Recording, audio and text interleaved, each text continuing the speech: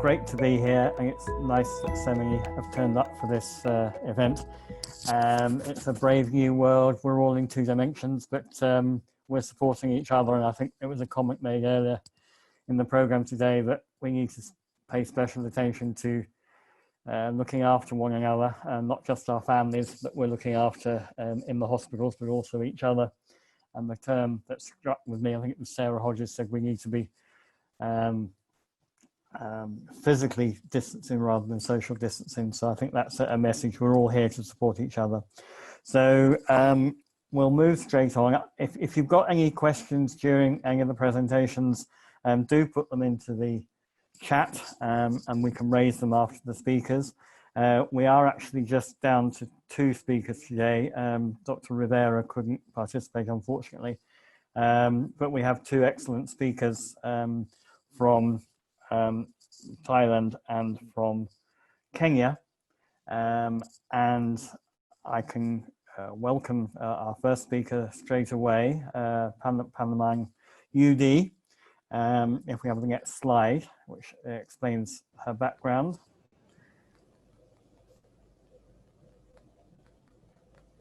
Is there someone? Yes, that's me. Okay. And the next slide. Oh, and the next slide. Okay, so this is our first panelist, Panamang UD from Thailand, and she's going to talk about social support in this difficult, very difficult environment. And I think we're going to have a go with it live, but if that's too difficult, there is a recording as well. So I'll hand over now to Panamang. So first slide, thank you. Hi everyone. Greeting from Thailand to everyone. I'm going to introduce about my project briefly, and after that I will briefly mention about challenges of COVID to our project and how we live with it, and some suggestions, what's next. Next slide, please. Next. Our project located in the north of Thailand, mostly rich ethnic with less access in Cleft along the border of Thailand, Laos, and Myanmar. Next. Our project approach is holistic and multidisciplinary comprehensive Cleft with cooperation of different Cleft teams throughout the country for innovation to increase better care of our cases. The Northern Women Development Foundation, which is I'm the Secretary General, is a key coordinating organization, and we are the social workers by profession. And the key partners are YMCA, the Overbrook Hospital, which is the Christian hospital, and we get support from the TF and the speech language authorities from different university hospitals throughout the country. Next, please. During COVID, the lockdown measure and closed border impact our normal flow of Cleft care. The challenges are the following: fear, uncertainty of fact, of false information related to COVID-19. They are so overwhelming of information and keep changing every day. And then as our cases, there was scattered all around and in the remote area. Sometimes they're not sure which one is fact, which one is false. And another challenge is the social physical distancing has blocked the in-person communication or activities at the hospital were paused, including surgery, dental, feeding, physical treatment. And there's also a shortage of sanitary face masks in the hospital and in the public, and also price up. Our outreach activity as our cases in the remote area, and sometimes we develop a kind of mobile unit for speech and oral hygiene for the remote person. But all outreach activities will stop. Next, please.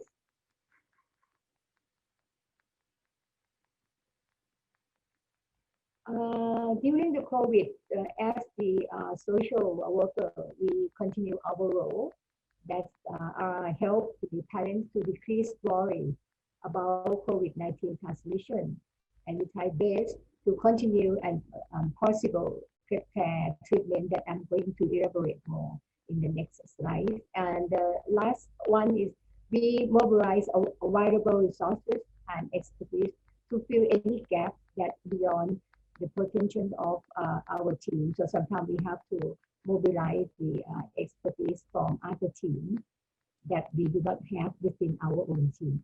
Next, please.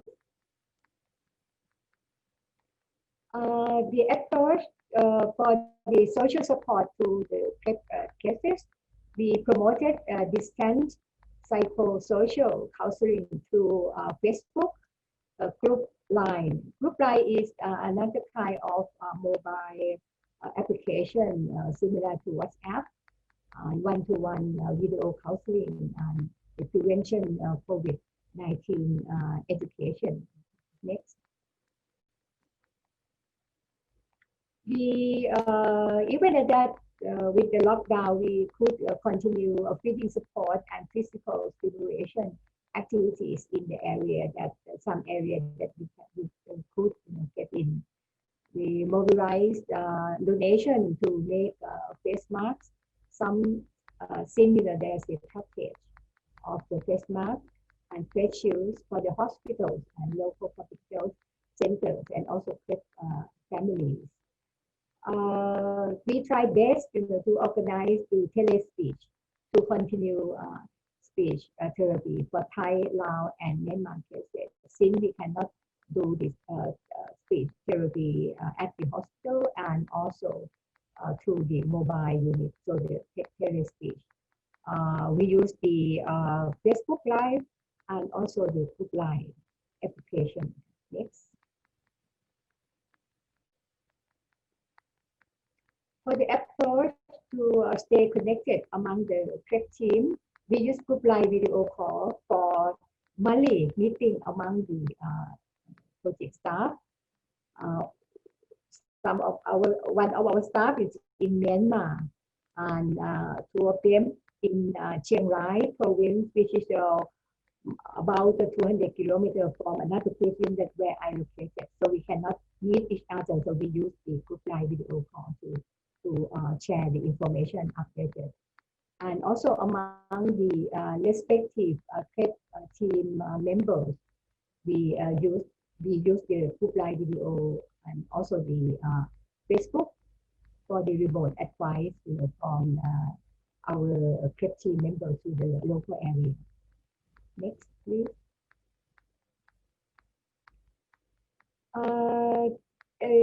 In fact, since you may know that the situation of the infection and transmission in Thailand is we can control it very well. So at first we expect that in October, the care for at the hospital can be done. However, it may not be possible because recently there is a second round of a COVID-19 outbreak in Myanmar. And in Thailand, one case of internal transmission was just found. So we're quite not sure that in October, everything will come to normal. And since the border is closed, our cases, from Myanmar and from Laos to come for surgery in Thailand cannot be done. So if the cross border would be continued, we may need to develop the local supplementary food with comparative nutrient to formula milk, because maybe the supplementary food and the formula milk cannot send from Thailand to Myanmar to Laos. Next, please. For the takeaway, the key takeaway for the participants, we suggested we may use the remote technology to stay connected with among our staff, among Cleft team members, or even the families for information, for advices, and for the education in order to protect themselves from the COVID-19. And also the innovating possible tools to base continue care as needed. Like I already introduced the tele speech that is one of our innovating possible tools. And also connecting local resources and expertise to link with families and the advices of the team members. For example, a lot of our cases, have to continue dental care and dental treatment. But since our projects in Thailand and the cases in Myanmar, so there's a connection of our resource person expertise, the dentist in Thailand to the remote connection to live or to Facebook, talking with the dentist, resource person in Myanmar, so that they can continue at the local area. Next, please. So, if you have more questions, and then you feel free to contact us to this email. Thank you and stay healthy. This is our team. The first row is the medical team in Overbrook Hospital, and this is our project staff. They are all social workers. Thank you. Thank you very much, Pangam. That's really enlightening. You're giving us a very good overview of how you've been continuing with the little resources you have in a very difficult period. I have a few questions, and I'm sure other people do as well, but I think for the moment we'll move straight on to the next speaker from a very different environment in Kenya. And here we have Miriam Nabi, who's got a very big experience in nutrition programs in Africa and in neighboring countries as well. So we'll move on to Miriam's panelist speech. And then after that, we'll open the floor for questions and then discussions. And I think the key thing is we need to be learning, we need to be exchanging ideas and actually coming up with solutions that we can all use. So I'll hand over now to Miriam.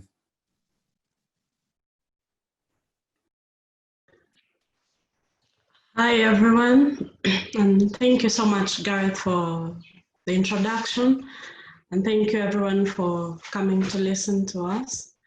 So I'm Miriam. I work in Kenya in the western region. We are quite far from the city. We are a bit rural, a small facility in the rural area.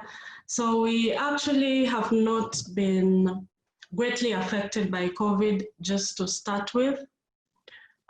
We haven't had any cases in my town, but of course, when the pandemic was announced and there was total lockdown in the whole country, and travels here and there were limited, so we had to abide and follow the rules until when it was a bit calm for everyone else to access care as usual. But even in that time, we somehow managed to do something with the nutrition program for our Cleft babies. So let's see what we've got. Next slide, please. We understand that good nutrition is very, very important in children with cleft lip and palate. And these children normally have very many challenges with feeding. They struggle with feeding, which leads to nutrition deficiencies and retarded growth. And there's also low weights and malnutrition, which eventually delays the surgeries for the children, and there's poor surgical outcomes if they have had their surgery when they are malnourished. Next slide, please. So what we have been previously doing pre-COVID, we were running a nutrition clinic which made sure we were doing feeding techniques, teaching to the mothers. We'd have them come to the facility to learn how to feed their cleft babies. Normally they wouldn't know, and they are like, what kind of baby is this? They don't know what to do with the baby. So we'll teach them how to take care of that baby, how to feed the baby. We'll provide supplementation where necessary. We'll do a lot of growth assessment to make sure the kids are growing well enough. They are gaining their weight normally to attain their normal curve. And then we always do linkages to the support group so that there is that psychosocial support when they see another mommy with a cleft baby who has succeeded to support their baby. They just get encouraged to keep supporting their children. So we'd always link every mother to a support group. And then we do psychosocial counseling. We work very closely with the social worker. In fact, we almost share an office. So every client we see, they also have a session with the social worker to just talk about how is home, how is the family, how do they feel about you with this baby with a cleft.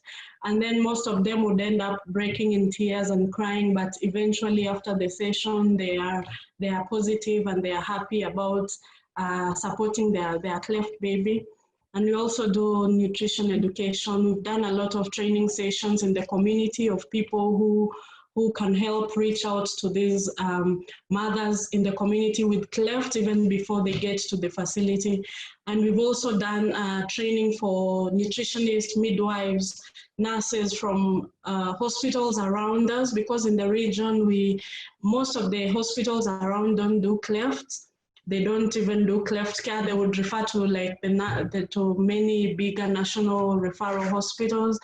And so since we began the program with support from Smile Train, we've done trainings to those healthcare workers so that they can be able to provide the first care to these cleft babies once they are born, even before they get referred to us for further treatment and even surgery.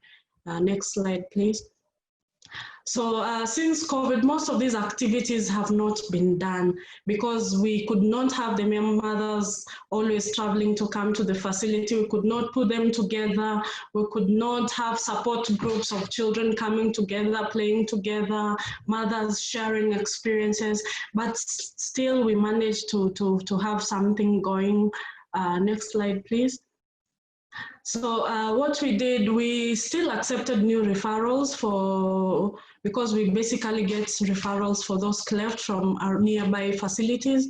So we still accepted new clients following the COVID guidelines set by WHO and of course the national guidelines.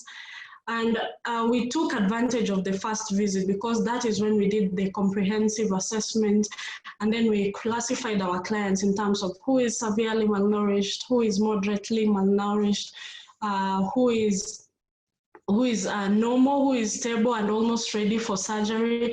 And then that helped us in planning ahead to know after how long we'll need to see them or what type of care we'll need to prescribe for each and every child, if they needed inpatient rehabilitation for some time, or if they needed to just home-based care but with frequent follow-ups. That is what we did for the first visit. And then after that first visit, we provided booklets, nutritional booklets, which had basic information about what a cleft is, how do they take care of a cleft baby, what type of feeding technique do cleft babies require, and how to do all that. And the booklet also had a part to monitor their weight, because we're encouraging them, if they were stable, that they would have their weights like taken every month in their very nearby health facility, just to make sure they are growing well, and if they're having any challenges, we would follow them up on phone. So we made sure we had phone numbers for all of them, at least every client we had. So we did the frequent phone follow-ups.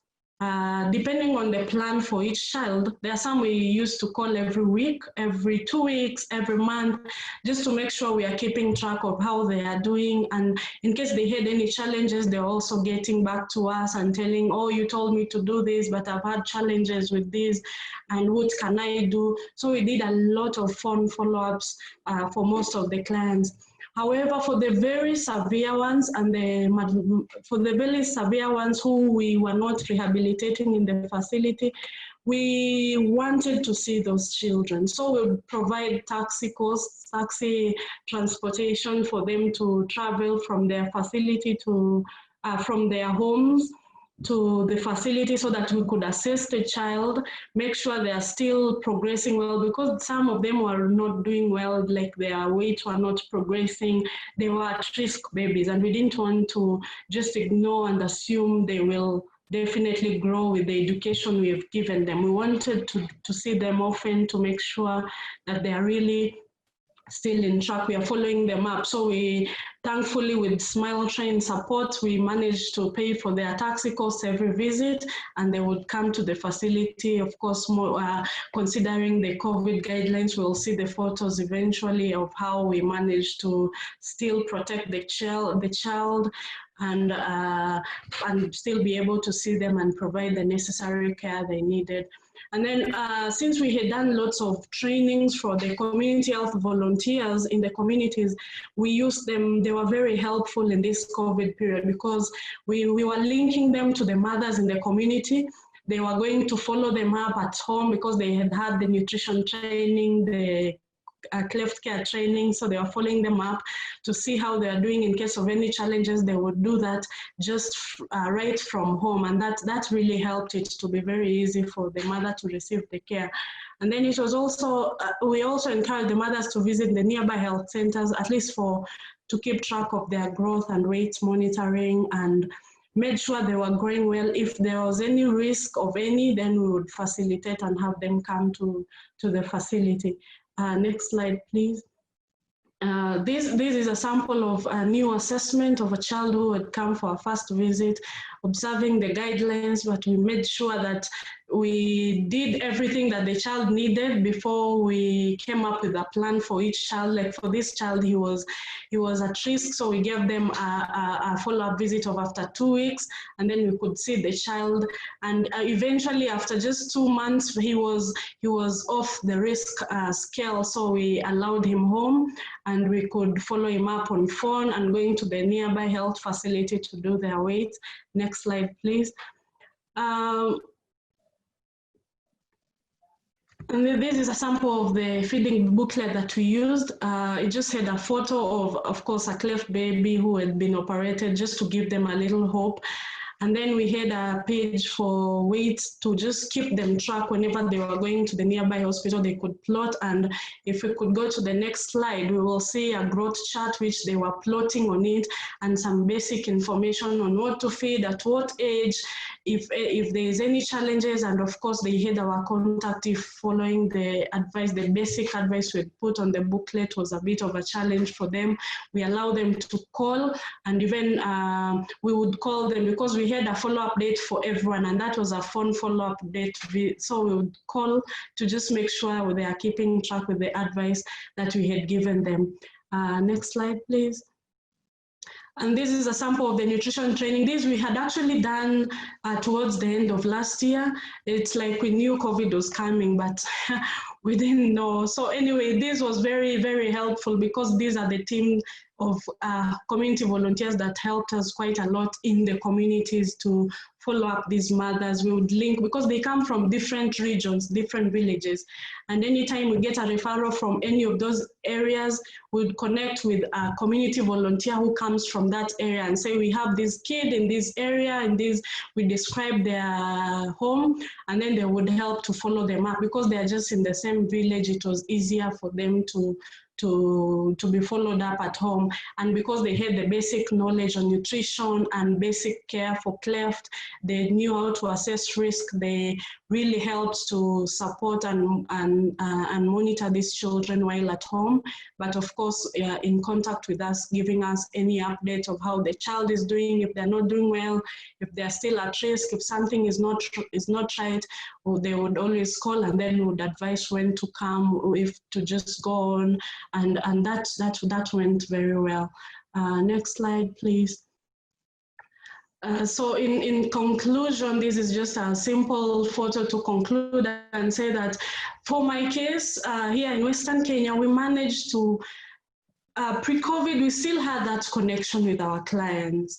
But even during COVID, we tried. It was not the same. It was different. There was a lot of different challenges. Some families don't have phones. We use neighbors' phones, but we somehow tried to get in touch with our clients, to follow them up, to support them, to facilitate where need be. It's actually a very poor community, but so thankfully we had a lot of support from Smile Train. So we would provide transport costs, we'd provide food, we'd provide supplementation for these families, just to make sure the children are stable, they are doing well, they're successfully feeding, we are not putting them at risk. We'd actually even provide masks for the mothers and teach them to have masks if they feel like they have any signs of COVID, even when breastfeeding their babies, to stay at home. We emphasize guidelines for COVID, just to make sure that the children are being kept safe, and actually they are still on their regular, their normal Cleft follow-up, because despite them being born when there was COVID, the mother was still devastated of what do I do with my Cleft baby. So we wanted to just keep that going so that they could still see hope in their child, and just know that they still have a child and that their child would eventually be okay. And thankfully, since we had, actually the place has opened up and we've managed to do a few surgeries, and we prioritize the children that we have been seeing, and they have been on our clinic and they have done well. They have attained their normal weight. Those are the children that we have actually the other month managed to operate on them, and they are looking good. And so the photo on your right shows one of the children we saw on the first slide. She was not doing very well. She was born in March, and her weight had really deteriorated, but we have successfully managed to operate on her, and she's now looking very stable. So thank you so much. Thank you for the opportunity to present to you my experience on nutrition amidst this COVID season. Back to you, Gareth. Okay, thank you very much, Miriam, for a very full description of how you've been keeping things going. It has been very difficult, and whilst things like elective surgery and operating units are being closed down, there are two things that are always essential. The first one, we've got to keep those babies fed, and secondly, we have to support the families around early care, which has been very difficult. Both the presenters have explained how they continued with that. I've got a few things I've jotted down, and going back first to Panamwan. A big thing that came across in your presentation was the whole aspect of fear and how frightened people were.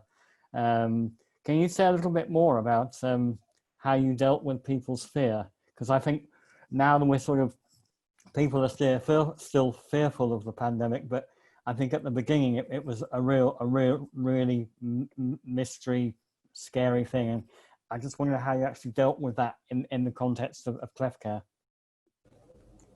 Thank you. So we stay connected with the cases and family. As I shared to you on my presentation, that we developed a kind of group, we call group line, like WhatsApp, and then we develop a group and invite everybody, to be in that application, using application, and then we develop and then edit it and elaborate, the education on COVID and how to protect themselves. And then on my slides, you can see that we also have both in Thai languages, in Thai language and in Myanmar language, and then explain them, because we know that they are overwhelming of information, and then sometimes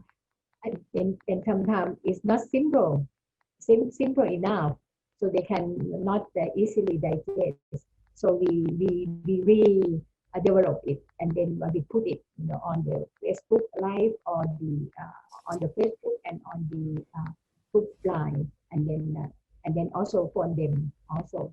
And then I think that we're talking about the mental health, right? So we regularly use the group line, and then motivate them to share a kind of parent to parent. So they share their concern, and then we counseling, we talk with them, using we call it the platform or the application of the line, like the WhatsApp, for that. Did you find some people were actually really wary of mixing with health professionals because of COVID? Again, please. Did you find that some families were actually quite scared of you as health professionals or social workers, because you might be carriers of this new disease?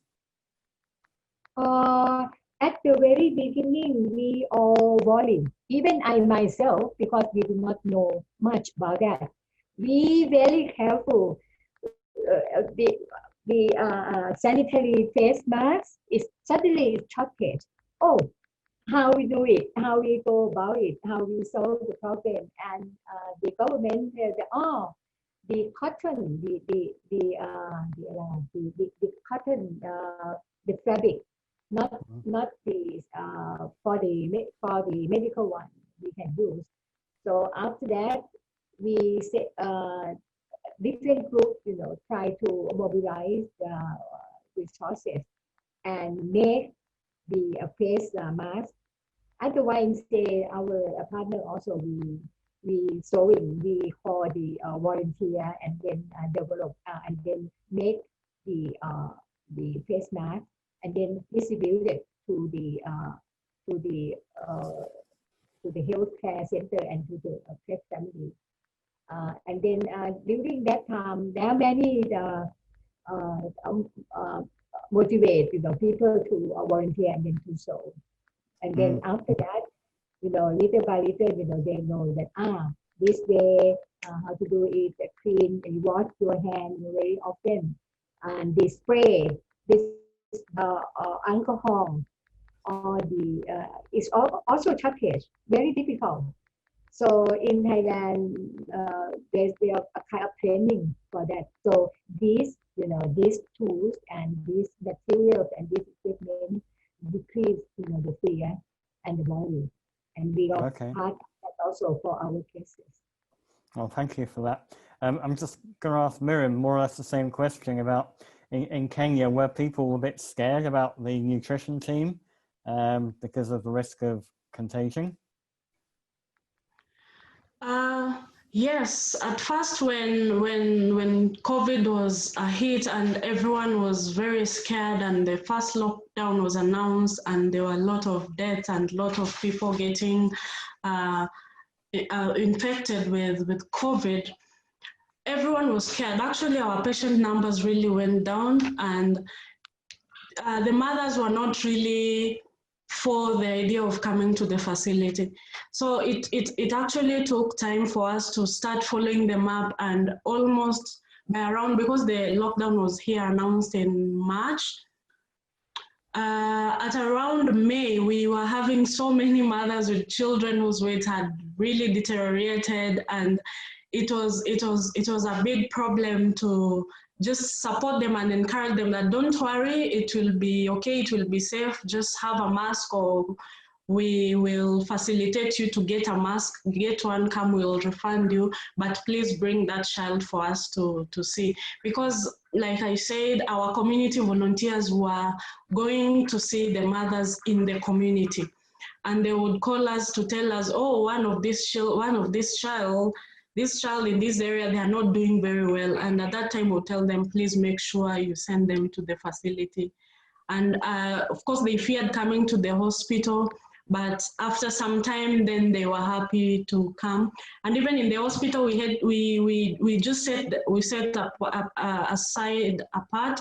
They were not coming direct into the facility. We were seeing them in a different area. So they were coming straight to the nutrition clinic, and we're not having them many coming on a specific day or a specific so that we would have one or two coming, just one at a time. And then, but we made sure we were keeping them away from the other children, just to reassure them that don't worry, we'll keep you safe, but let us also protect the kid. So that was a real problem, especially when we were when this everything started. But slowly they have almost now lost the fear, and they are okay to come to the facility. Yeah, no, that's interesting. I think at the beginning, it was complete fear of the unknown. Now it's still fairly unknown, but people know it a little better. So people are more willing to come out and meet health workers.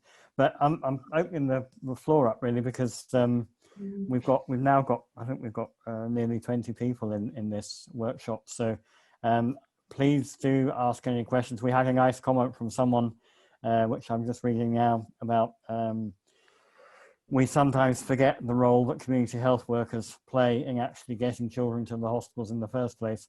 And I think that's so true. And it's in my work, certainly, it's the frontline workers in Cleft care that are the crucial ones. If they don't give the right advice and the right referral messages, then things just don't work. So please, other people with some questions. Dr. Mohammed Khan, his hand is raised. So, yeah. So, hello, yep. Yes, good evening from Dhaka, Bangladesh. I am a Cleft surgeon working with Cleft Foundation UK in Sheikh Hasina National Institute of Burn and Plastic Surgery, where we have multidisciplinary team, mainly speech therapists, orthodontists, and Cleft surgeon. So the discussion is mainly on COVID and Cleft patients. So I actually want to learn a few issues regarding feeding with patient with cleft lip before operation and after operation, and the same question for cleft palate before operation and after operation. What guideline, what protocol you follow for nutrition, for maintenance of the nutrition or for maintenance of the feeding? And as all the panelists already shared their feelings that initially when the COVID arrives in our country in Bangladesh, that was 3rd March in 2020, actually we are also really feared from this unknown enemy, that is the COVID-20. But now the scenario is now more or less tolerable. People are more or less habituated with this new normality. So I actually want to know about the common usual time, what we should do if anybody come with cleft lip, about feeding advice. If when we do cleft lip repair, what feeding advice we should give, and the same question for cleft palate repair before and after feeding advice. Can anybody share their experiences so that we can learn and apply for our patient? Thank you. So these are, you're talking about families who may have COVID, or we don't know, or not necessarily may have COVID. I actually asking about the normal patients with cleft lip and palate. At this point in time, okay. Yes, yes. Okay. Do either of the presenters want to have a go at answering that? Yes. Yep. Yeah. For general cleft babies born with cleft either lip or palate, I would say it normally would depend with the type of cleft one, the positioning of the cleft, if it's both lip and palate or if it's just a single lip. Because for cleft babies, they actually can breastfeed. especially if it's just a cleft lip. We try to help the mothers to just breastfeed their babies. And it needs a lot of technique on how to position. Basic is positioning, but if you get a good positioning, then they are able to breastfeed their babies. Because we try to get a lot of the breast tissues to cover the place with the cleft, especially because it's just a lip, then they can still be able to suckle. Sometimes if it's a cleft, if it's bilateral, it becomes difficult, especially if it's both with palate. So for such a case, we try to teach the mothers to express their breast milk, and then they can either feed using a bottle or a spoon or a cup, depending on which one is available. But the best would be a bottle, because it just helps to exercise the muscles, so that eventually, even after the surgery, they can still be able to easily develop their speech. I'm sure the speech pathologist would advise that on that better. But I've seen it work. A bottle is better than spoon and a cup. But still, for some, we could use the special bottles. We have Dr. Brown's bottles. We have Haberman's bottles, which are also available to use for cleft babies. And if not, then we just try to manipulate, use an open cup position. The key thing is to make sure the baby is being fed while upright, not so that they avoid a lot of aspiration and choking or nasal regurgitation. But they can be able to feed, and then just position, ask the mother to take their time, not try to rush it like a normal baby, because this one is different. They have to be gentle with the baby. And so if the mother has tried expressing, or maybe after some time they don't have enough breast milk when expressing enough for the baby, then we'd introduce formula milk, which is quite expensive.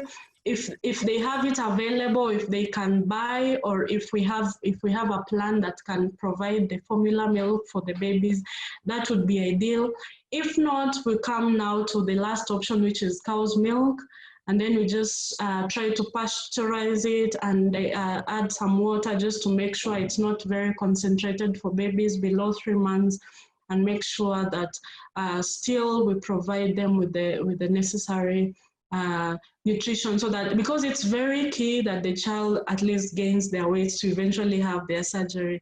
And we try to feed them frequently, little feeds, like small feeds, but frequently, have a 2 or 3 hourly regime to feed the baby, and eventually they will get there. They will get there. Yeah. Okay, that's very clear, Miriam. Thank you. I mean, we could talk a lot about feeding in general, and indeed we can probably provide some resources. I want to sort of steer this back towards actually what's happening now in COVID, as opposed to sort of general feeding. And I see someone else was offering to make some points. Professor Prasad, is he online still? Yes, yes. Yes, I'm audible? okay, hello. Yeah. Very good.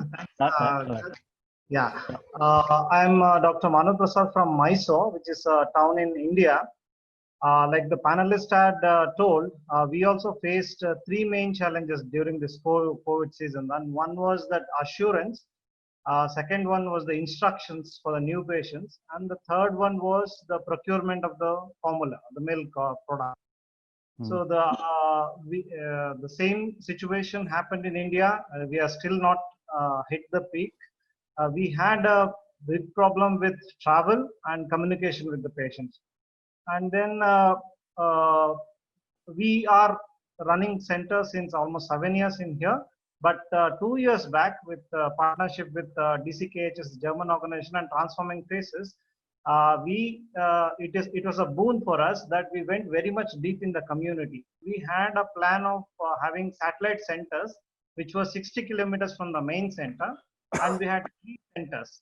And we had a community worker, or as you mentioned, the vital person. We call him as a project animator, and each one person is stagnant in that satellite hospital. So this mechanism helped a lot during this season for us. And all those patients who are in the periphery were pulled into that particular center, and those 3 people were tested and reassured, and those people went to the house of the patients, delivered the instructions. We had a mechanism where we have a WhatsApp group of more than 500 each group of patients for this new babies who gets enrolled, existing, and then few patients who have finished the surgery. So they share their experiences. I myself make videos and tell them about the nutrition, how feeding habits and other things. Those things helped in reassuring the patients, that new patients which they have not come into contact with me directly. And those project animators who are there, they went to their doorsteps and then they delivered the milk products. So this going into the community, which we were not planned about the COVID, but we thought of getting too much into the depth of community. This mechanism helped a lot for this season. So this one phase I just wanted to share with you all, and this went well, but still we have problems with communication. People are not able to come to our main center and even the satellite centers.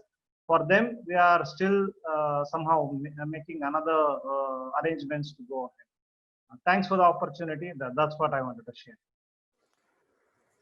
Yes, thank you very much. I think the idea of actually reaching out to the community when the community is going through a crisis itself and people can't travel, can't work, don't know what to do, lockdown, and actually reaching out to them, I think, is the only way forward. Have we got any other points or questions? We still have lots of time, so don't be shy.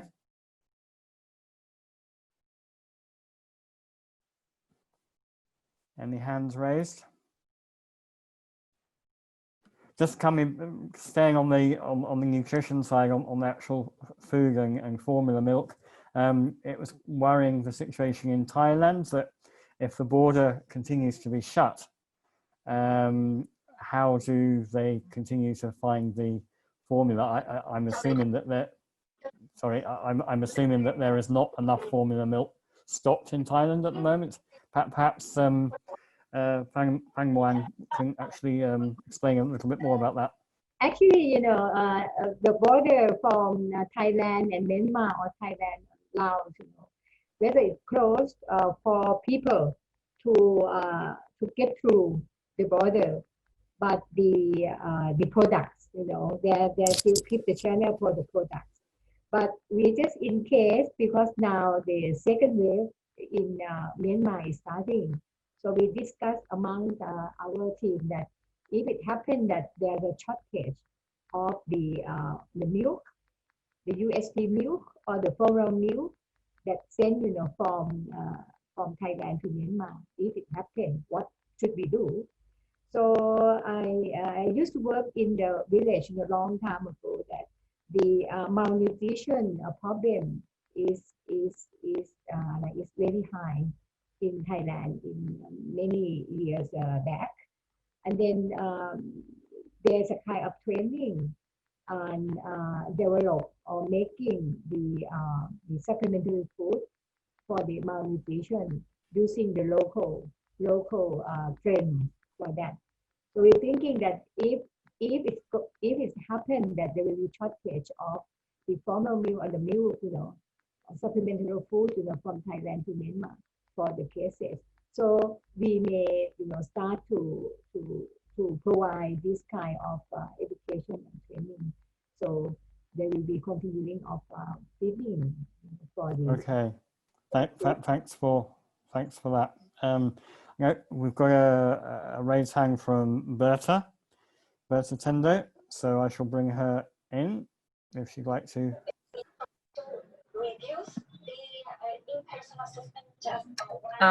Good afternoon or good evening to all of you.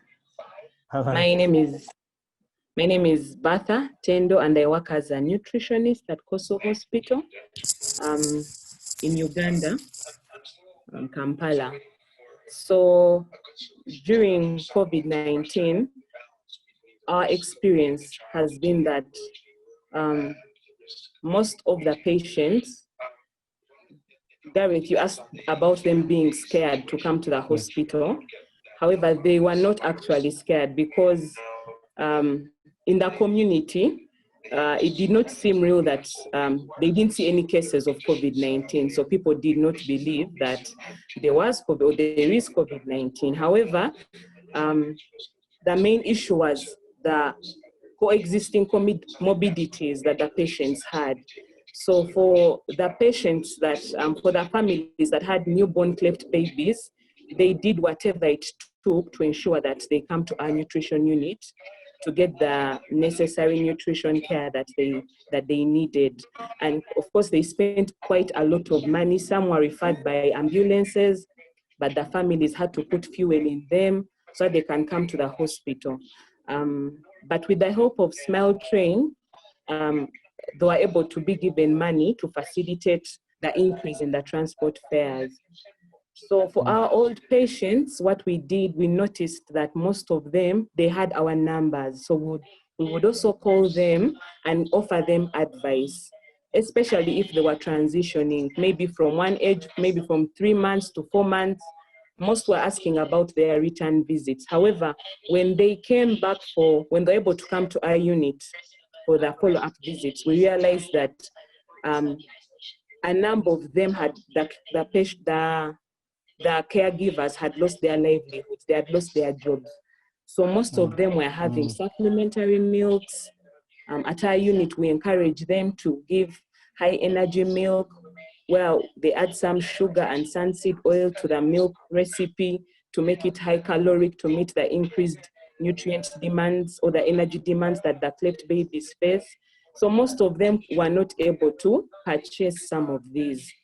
So as a result, through Transforming Faces, we had come up with that idea for the food packages, which we rolled out during the period of the lockdown that the government had imposed. And before, from our statistics, 68% of the patients enrolled for the take-home packages were malnourished. However, after they started them on the packages, 1 month after they had been started on the packages, we realized that only 23% of them were now the malnutrition rates reduced in this population. So of course we targeted those who are at risk, those who had household food insecurity, where the caretakers had lost their jobs and their livelihoods. And those are the ones that have mostly benefited from the take-home packages. That's really impressive. Yeah, thank you very much for sharing that, the importance of actually making sure people at risk are able to get the nutrition that they need and the supplements. So all crucial. I mean, feeding babies, it's life and death. So that's why it's so important. Given that a lot of countries are going down the route of maybe having a second wave, we've become, as one person said, habituated to COVID-19. We've dealt with the first wave. It was a real mystery and chaotic and very hard. Now we're coming up to some countries at any rate. I know India, we haven't reached the start of the end of the first peak yet, but is there anything that we've learned from the first wave that when we go into what will almost certainly be a second wave will help us cope better? Is there anything we did wrong in the first time round that we could make right? Is there anything we did well that we can improve on? So has anyone got any thoughts about that? Particularly on this side of nutrition and reaching out to communities and making sure that all the needs are catered for.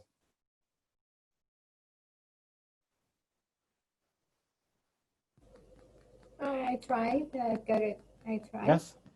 I think that we have the lesson learned that during the first wave of the COVID, we utilized the technology a lot. And I think that we have to prepare how we better use, how we use more in different area. How to use more, how to make it more active, more helpful. Like we said that if the second wave comes, I think mental health will be a problem, a big problem, because the first and the second round, right? So the activity to different technology, to outreach the remote, is very important. So what I share to you, in Thailand and in other countries, we use the application, we use the smartphone. But for different other groups, maybe they do not have the smartphone.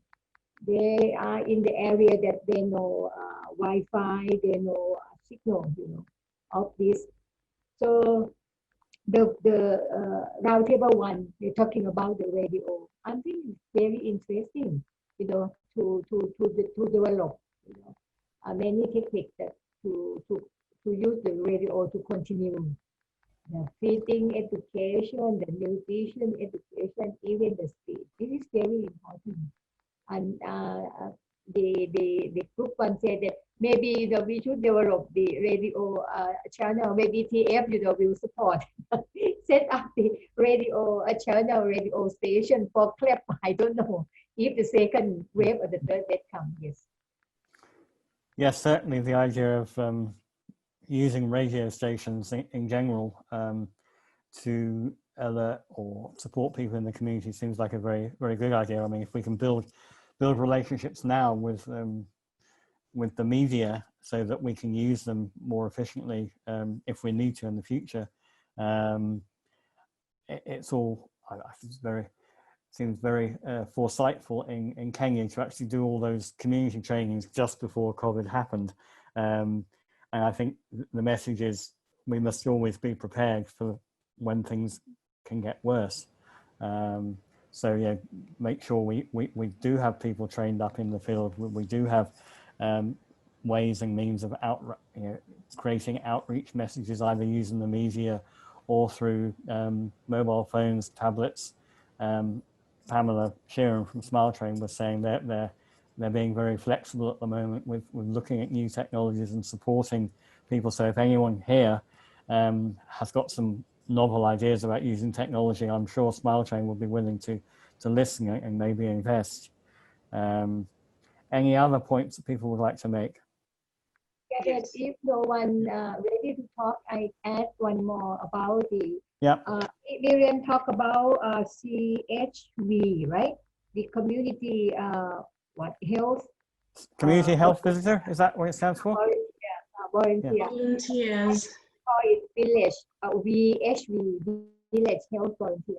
I think we have to be ready and work, closely with the village health volunteer or the community health volunteer, because this volunteer, these local people, they can connect with our patients in the area.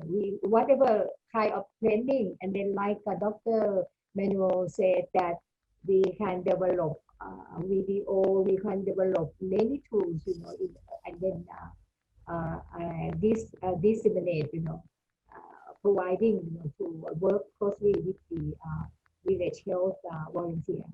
And another thing that, for the people, for the cases, in the remote area that they cannot access, the Wi-Fi or the smartphone, talking about the radio. So I was born in the period that they are very popular of drama on radio.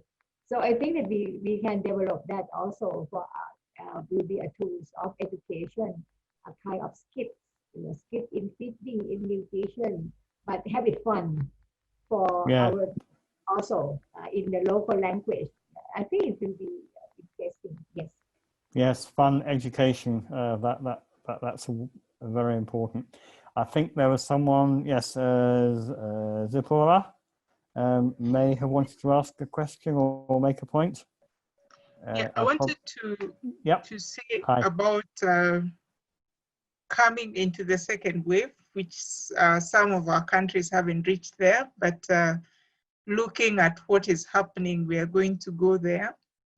one of the very positive things that we have learned already is about the fear mongering. I think when we come to the second wave, the fear mongering will be a thing of the past. People will know how to deal with the scenarios.